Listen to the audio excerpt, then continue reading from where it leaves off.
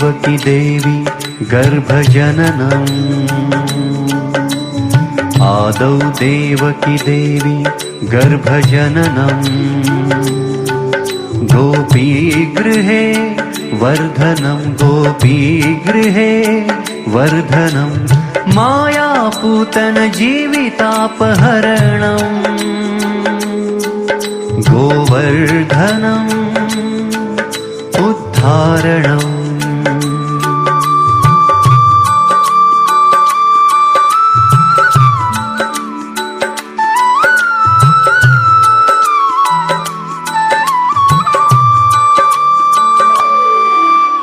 कंसच्छेदनं कौरवादिहननं कंसच्छेदनं कौरवादिहननं कुन्तीतनुजावनम् एतत् भागवत पुराण कथितम् श्रीकृष्ण लीलामृतम् श्रीकृष्ण लीलामृतम् श्रीकृष्ण लीलामृतम्।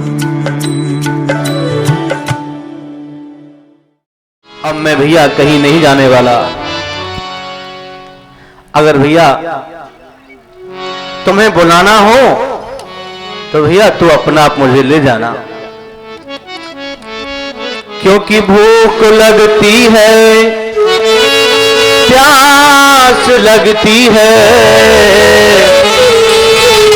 जिंदगी अब उदास लगती है। कि भूख लगती है प्यास लगती है, जिंदगी अब उदास लगती है। कैसे आऊं मैं द्वारका तेरी, अब आस भी निराश लगती है। हे गोविंद, मुझे पता नहीं तू कहाँ रहता है।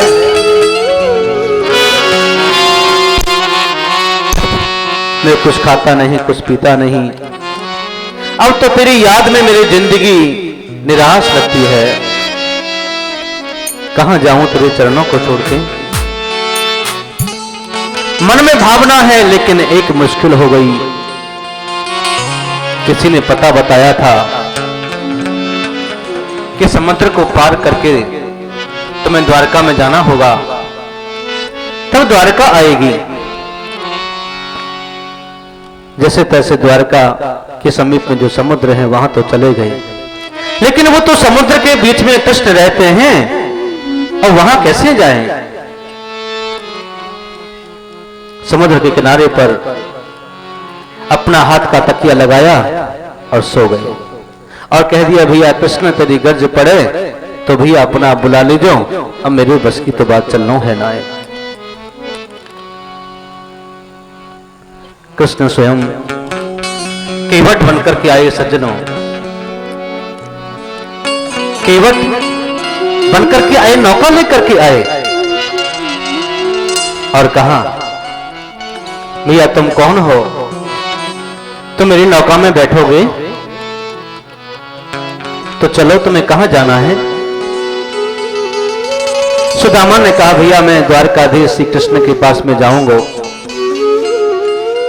बोले तुम्हारे वो कौन लगते हैं? वो मेरे मित्र है, बचपन का सखा है मेरा, मुझे तुम उसके पास पहुंचा दोगे। 3 महीने हो गए सुदामा को चलते चलते, थक गया, चूर चूर हो गई इंद्रियां, अब कैसे जाऊं। बोले भैया आओ मेरी नौका में बैठो, मैं तुम्हें पार लगा देता हूं। नौका में बैठे केवट ने पूछा कि तुम्हारे वो मित्र हैं? बोले हाँ वो मेरे मित्र हैं। कि वो तो बड़े छलिया हैं, कृष्ण तो बड़े धोखेबाज हैं, वो तो माखन चोर हैं। बोले दोबारा मत कहना। भगवान ने यहां सुदामा की परीक्षा ली है सज्जनों। यह संसार रूपी समुद्र परमात्मा की नाम की नौका में बैठकर के हर व्यक्ति जब चलता है तो उसको पार करता है। यहां कहा सुदामा ने कि उस मेरे दोस्त, मेरे मित्र को, मेरे सखा को ऐसा मन ही कहना कभी, तुम्हें नहीं पता वो कितने अच्छे हैं। एक बार वो किसी का मन अगर हर ले तो फिर दोबारा उसका मन वापस नहीं करते। वो ऐसे मेरे मित्र हैं श्री कृष्ण। केवट ने समुद्र को पार किया और बताया कि वो द्वारकापुरी है, जाओ वहां जाकर के तुम अपने मित्र कृष्ण से जाके मिलो। भगवान अपना रूप बदल करके महलों में प्रवेश हो गए, चले गए और सोना सिंहासन पर बैठे हैं। सोने के सिंहासन पर बैठे हैं कृष्ण। पूछते पूछते सुदामा आए हैं द्वार पर। द्वारपालों से जाकर के पूछा, भैया यहां मेरा मित्र श्री कृष्ण रहते हैं। बोले कौन श्री कृष्ण हैं? यहां तो द्वारका भी राजा हैं, द्वारका के राजा हैं। वो कृष्ण नहीं कहो उनको, वो राजा हैं यहाँ के। बोले हाँ भैया वो कृष्ण है, द्वारकाधीश का राजा बन गया है, लेकिन भैया मेरे तो मित्र हैं। भैया तुम जाके एक बार समाचार दे दो, उनको बता देना कि तुम्हारा बचपन का यार, बचपन का मित्र सुदामा आयो है।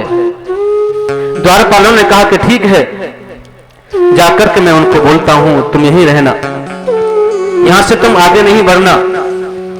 द्वारपालों से जाकर के कहा, अरे द्वारपालो कन्हैया से कह दो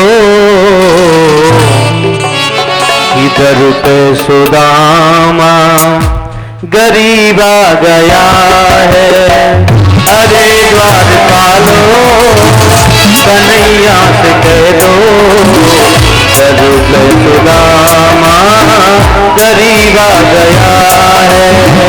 भटकते भटकते न जाने कहां से तुम्हारे महल के करीब आ गया है। तुम्हारे महल के करीब आ गया है।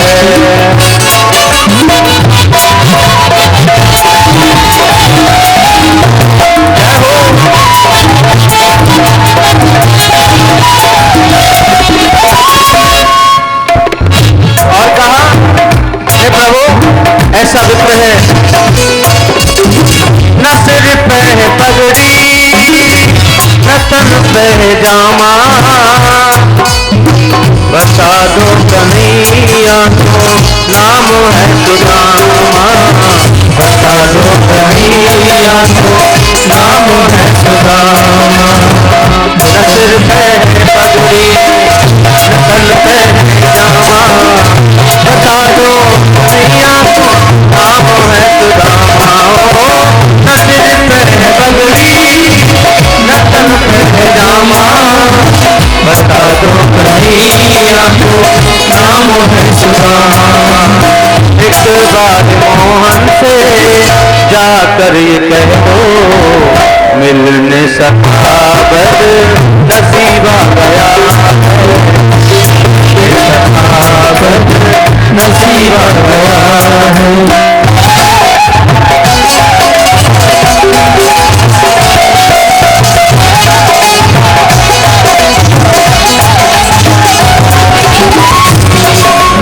श्रद्धा से अवलोकन करें, ये महान बड़ा दृश्य है। द्वारपालों को भेजो, द्वारपालों को भगवान से आज्ञा लेने के लिए भेजो।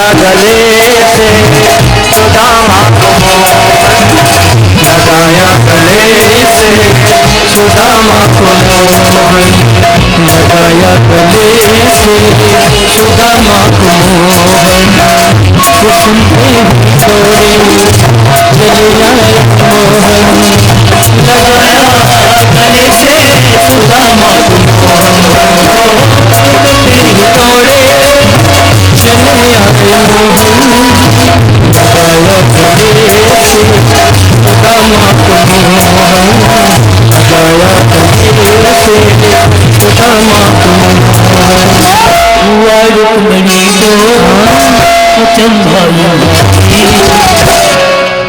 हुआ रुक्मणी को अचंभाई